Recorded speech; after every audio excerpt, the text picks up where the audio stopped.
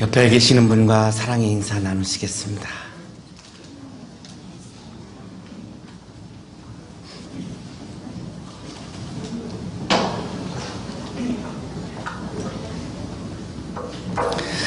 빅터 프랭클은 1905년에 오스트리아 빈에서 태어나고 또 빈 대학에서 학위를 하고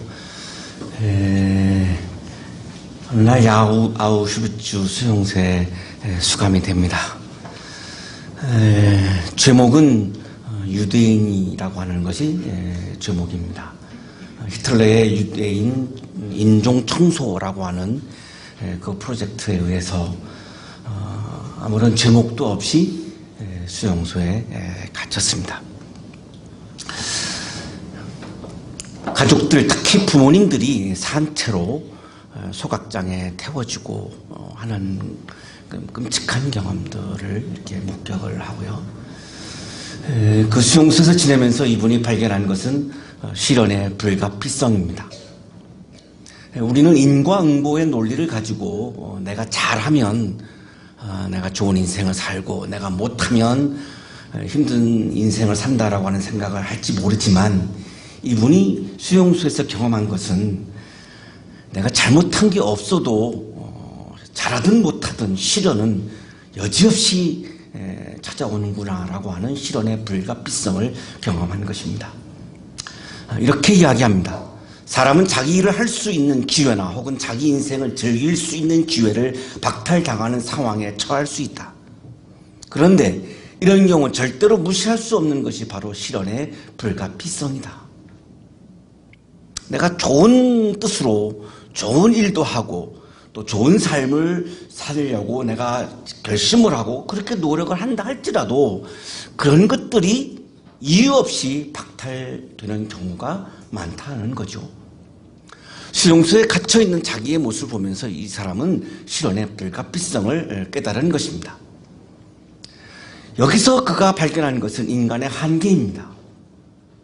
인과응보의 논리로 모든 인생이 이루어진다면 내가 최선을 다해서 노력을 하면 될 터인데 인과응보의 논리 바깥의 영역에 있는 것들이 있다고 하는 것을 확인하고 나서 빅터 프랭클은 인간의 한계성을 발견했고요. 그래서 인간의 영역 밖을 바라보기 시작했습니다. 그 인간의 영역의 바깥을 보다가 로고테라피를 완성을 하게 됩니다. 프로이드의 정신분석 그리고 아들러의 개인심리학을 뒤를 잇는 정신요법 제3학파라고 불리우는 로고테라피를 완성을 했습니다. 의미를 뜻하는 그리스어 로고스 그리고 치료를 뜻하는 영어 테라피의 합성어이죠. 핵심은 이렇습니다. 자아 완성을 위해서 우리가 살아가는데 자아 완성은 자아에 집착할 때 성취할 수 없고 내 자아에 집착하면 집착할수록 내 자아 완성은 불가능해지고 자아 초월의 상태에서만 자아 완성을 이룰 수 있다라고 주장을 합니다. 나의 자아라고 하는 것은 굉장히 좁습니다. 자아 초월의 세계라고 하는 것은 이 우주적 세계라고 하는 것은 내 자아의 세계하고 비교하면 비교가 되지 않는 어마어마한 넓은 세계이죠. 그 좁은 감옥에 갇혀있는 자기 자신의 모습을 보면서 자아 초월의 세계를 동경했고 그거를 바라보기 시작했고 그거를 보다가 로고테라피를 완성한 거죠. 감옥에서 나옵니다. 감옥에서 나오면서 그는 정말로 그렇게 자기가 진지하게 고민했던 자아 초월을 실제적으로 경험을 하죠. 그래서 감옥에서 나온 이후에 자기가 경험한 자아 초월을 이렇게 고백을 했습니다. 자유를 찾은 지 며칠이 지난 어느 날 나는 수용소 근처에 있는 시장으로 가기 위해 꽃들이 만발한 들판을 지나 시골길을 걸었다. 종달새가 하늘로 날아올랐고 새들의 노랫소리가 들렸다. 주변 몇 마일 안에 사람 하나 보이지 않았다. 드넓은 대지와 하늘, 종달새의 환호, 그리고 자유로운 공간만이 그곳에 있었다. 나는 멈춰서서 주변을 돌아보고 하늘을 올려다보았다. 그런 다음 무릎을 꿇었다. 그 순간 나는 내 자신은 물론 이 세상에 대해서도 아무것도 생각하지 않았다. 항상 그랬던 것처럼 단 한 가지만 마음속에 품고 있었다. 저는 제 비좁은 감방에서 주님을 불렀나이다. 그런데 주님은 이렇게 자유로운 공간에서 저에게 응답하였나이다.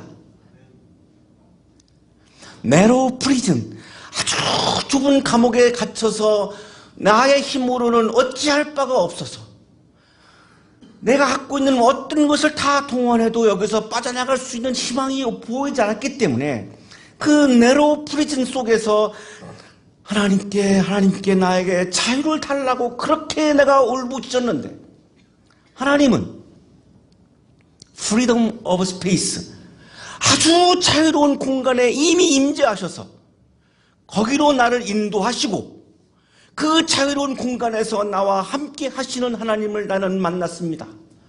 이런 고백입니다.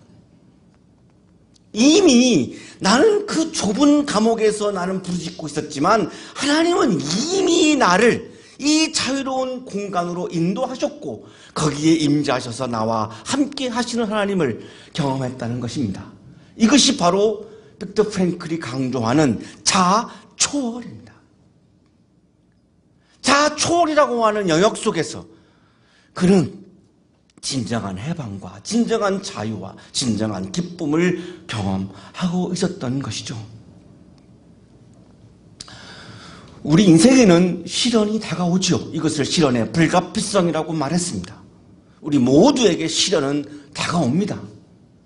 이 시련을 극복하는 것이 우리들에게 중요한 과제인데 내 힘으로 극복할 수 있는 시련도 있지만 내 힘으로 극복할 수 없는 시련도 있습니다. 이것을 해결하는 영역은 자 안에 있지 않고 자 초월에 있다는 것입니다. 그때 얼마나 오랫동안 무릎을 꿇고 앉아서 이 말을 되풀이했는지 더 이상 기억나지 않는다. 그러나 나는 알고 있었다. 바로 그날, 바로 그 순간부터 새 삶이 시작되었다는 것을. 나는 다시 인간이 되기 위해 한 걸음 한 걸음 앞으로 걸어나갔다. 사순절 기간 동안 우리가 회개를 통해서 우리가 거듭나고 뉴비잉, 새로운 사람이 된다라고 하는 의미는 내 자 안에 갇혀있던 나의 인생이 자 초월의 세계로 나아가서 보다 더 넓은 세계에서 하나님의 임재를 경험하고 하나님의 동행과 하나님의 함께하심과 하나님의 개입하심을 경험하는 삶, 이것이 부활의 삶일 것입니다. 오늘 성서 1과는 좁은 감옥에 갇혀있던 인생이 어떻게 자아 초월의 세계로 해방으로 자유로움으로 가는가를 우리에게 보여주고 있습니다. 이스라엘 자손의 온 회중은 신광야를 떠나서 주님의 명령대로 진을 옮겨가면서 이동하였다. 그들은 르비딤에 진을 쳤는데 거기에는 백성이 마실 물이 없었다. 이집트 람셋을 떠나서 자유의 땅 가나안을 향해서 가고 있습니다. 그 중에 시내산을 바로 앞둔 지점 르비딤에 이들은 도착을 했고 여기서 마주 대하고 있는 시련은 마실 물이 없다는 시련입니다. 람셋 지도에 보시는 것처럼 람셋, 숫꽃, 에담, 마라, 엘림, 르비딤, 시내산 이렇게 여정이 진행되어지고 있죠. 이 이집트의 람셋에서 시내산까지가 약 240km입니다. 서울에서 강릉 정도의 거리이죠. 아주 오랫동안 걸어서 여기까지 왔습니다.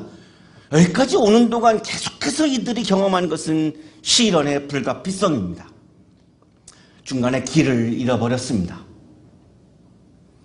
길을 잃어버린 시련 앞에서 하나님은 불기둥, 구름기둥으로 길을 인도해 주시는 하나님의 임재를 이들은 경험합니다. 출애굽기 13장이죠.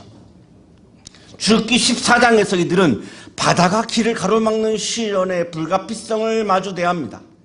이때 하나님께서 홍해바다를 갈라주시는 길을 인도해 주시는 하나님의 임재를 경험합니다. 시련의 연속이죠. 지도에서 보시면은 홍해를 건너는 그 조그만 그런 바다가 보이죠. 홍해의 바다가 이렇게 지도를 볼 때는 이렇지만 실제로는 엄청난 바닷길이 그들에게 열렸던 것이죠. 출애굽기 15장에 가면 마라에 이르렀을 때 물이 있었는데 마라는 오아시스입니다. 그런데 그 물이 써서 마실 수가 없었습니다. 마실 물이 없는 시련의 불가피성을 마주합니다. 이때 하나님께서 그 쓴 물을 단물로 변화시켜 주시는 하나님의 개입과 임재를 이들은 경험합니다. 출애굽기 16장에 가면 먹을 것이 없는 시련을 마주 대합니다.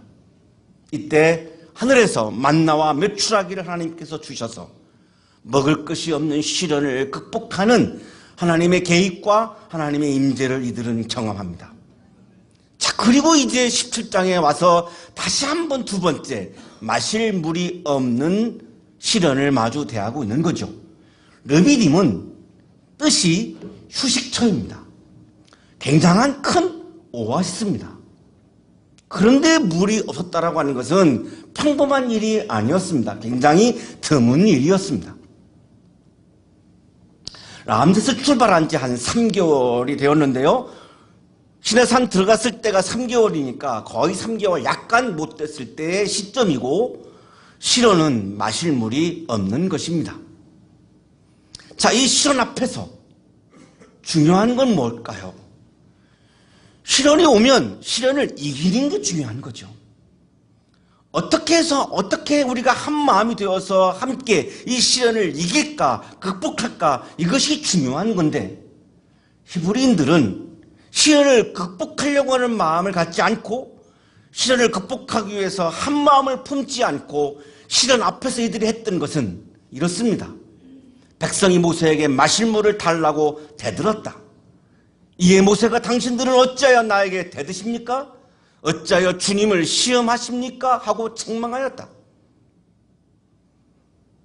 히브리인들은 보이는 하나님을 원망하지 않고 보이는 지도자 모세에게 원망하고 있습니다. 이거를 모세는 불신앙으로 받아들이고 있고 하나님을 시험하는 것으로 받아들이고 있습니다. 이유가 있습니다. 물을 주시는 하나님은 물을 주시는 것은 하나님이 하시는 거지 모세가 해야 할 일이 아닙니다. 히브리인들을 이집트에서 이끌어내신 것도 하나님이 하신 거고 광야에서 시련을 맞이할 때마다 그 시련을 이길 수 있는 그 인도하신 분도 하나님이 하신 것이고 물을 없을 때 물을 주시는 분도 하나님이 하시는 거고 람셋부터 지금 르비딤까지 끊임없이 히브리인들은 이것을 경험했습니다. 모세가 뭔데 어떻게 히브리인들에게 만나와 메추라기를 주고 홍해바다를 가르고 쓴물을 단물로 바꾸고 어떻게 모세가 한단 말입니까? 모세는 철저히 자기의 위치를 지키고 있습니다. 그것은 하나님이 하시는 일인데 그러면 하나님이 하시는 일을 왜 나에게 대드느냐? 왜 나에게 책망하느냐? 너희들이 나를 원망하고 있는 것은 하나님의 존재를 인정하지 않고 있고 하나님의 개입을 믿지 않고 있고 하나님의 인도하심을 하나님의 임재를 믿지 못하기 때문에 나에게 원망하고 있는 거 아니냐? 그렇다면 너희들이 하고 있는 원망은 단순한 심리적 원망이 아니라 너희들의 원망은 불신앙이 아니냐라고 지금 책망하고 있는 것이죠. 시련이 왔을 때 우리는 원망할 때가 많죠. 불평할 때가 많죠. 그것을 모세는 불신앙이라고 규정하고 있는 것입니다. 시련이 오면 중요한 것은 시련을 이기는 거죠. 시련을 극복하는 거지. 불평과 원망은 시련을 극복하는 길이 아니라 그것은 불신앙의 길임을 얘기하고 있는 거죠. 그렇게 얘기함에도 불구하고 히브리인들은 몹시 목이 말라서 모세를 원망하고 모세가 왜 그들을 이집트에서 데려왔느냐고 자기들과 자식들을 왜 먹이는 집짐승들을 목말라 죽게 하느냐고 모세에게 계속해서 히브리인들은 대들었습니다.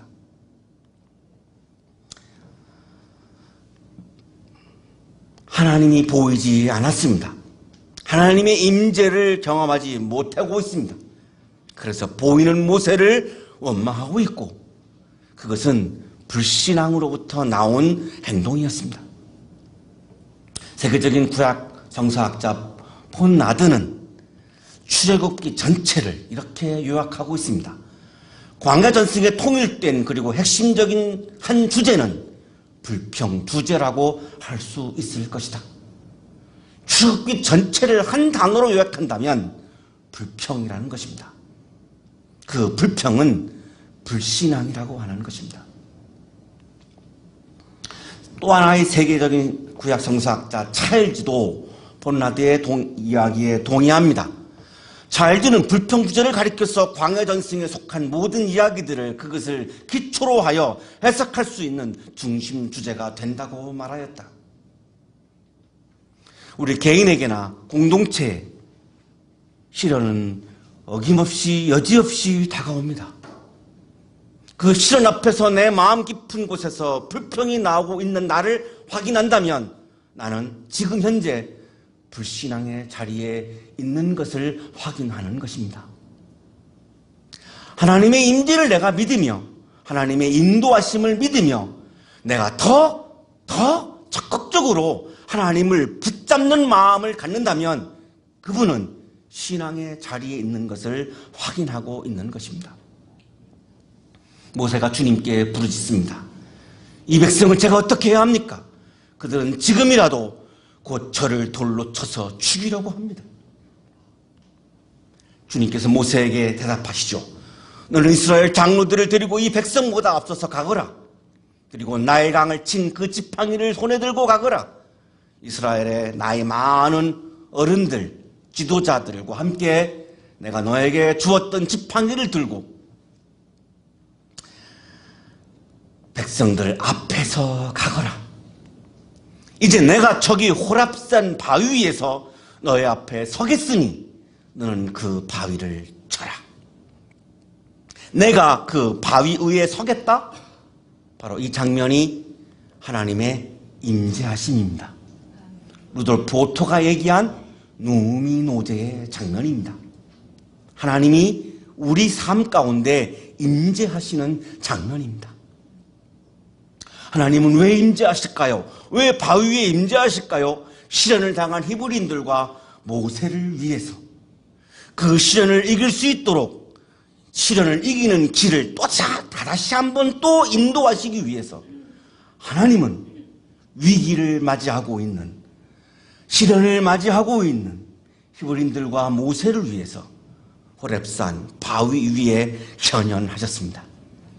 이 현현하신 장면이 바로 하나님의 임재하심입니다. 이것을 믿고 내가 시련을 이기기 위해서 최선을 다하는 것이 바로 신앙입니다. 이 임재를 믿지 못하고 시련 앞에서 왜 나에게만 이런 일이 오는가라고 불평하는 그것은 바로 불신앙인 것입니다. 그러면 거기에서 이 백성이 마실 물이 터져 나올 것이다. 모세가 이스라엘 장로들이 보는 앞에서 하나님이 시키신 대로 하였다. 하나님이 시키신 대로 하였다. 아멘 하셨어야 되는데 아멘을 안 하셔서 제가 할 수 없이 반복을 했습니다. 오늘 말씀의 가장 클라이막스죠. 바위를 친다고, 지팡이로 바위를 친다고 어떻게 거기서 불이 나오겠습니까?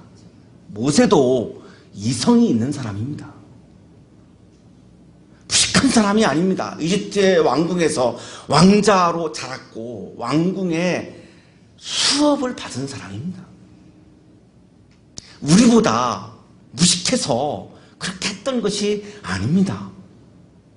60만을 지금 이끌고 있다면 이 모세는 굉장한 리더십을 갖고 있는 사람이고 굉장한 학문의 깊은 영역 속에 있던 사람이고 굉장히 학문이 발달한 이집트에서 왕자로 자라났습니다. 무식해서 그렇게 했던 것이 아닙니다. 하나님의 말씀을 들으면서 하나님의 소리를 들으면서 그 하나님의 소리를, 그 하나님의 창조적 소리, 창조적 발성을 마음에 채웠고, 하나님의 소리와 하나님의 말씀을 채우는 순간 그것은 믿음이 되었고 신앙이 되었고, 그는 자아를 초월하고 있었던 것입니다. 모세의 자아 안에는 지팡이로 바위를 쳐도 물이 나오지 않습니다. 모세가 갖고 있는 이 성 안에서는 바위를 쳐도 물이 나오지 않습니다. 어떻게 그게 말이 되겠습니까?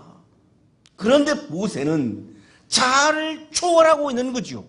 자아를 초월해서 하나님의 임재를 믿고 하나님의 현현을 경험하며 하나님의 개입하심, 하나님의 개입은 늘 우리가 시련을 당할 때마다 그 시련을 이길 수 있는 좋은 길을 인도하시는, 벌써 이미 람셋부터 경험했던 이미 경험했던 그 영적 경험의 토대 위에서 자아를 초월해서 지금 모세는 오로지 하나님만을 붙잡고 있는 것이죠.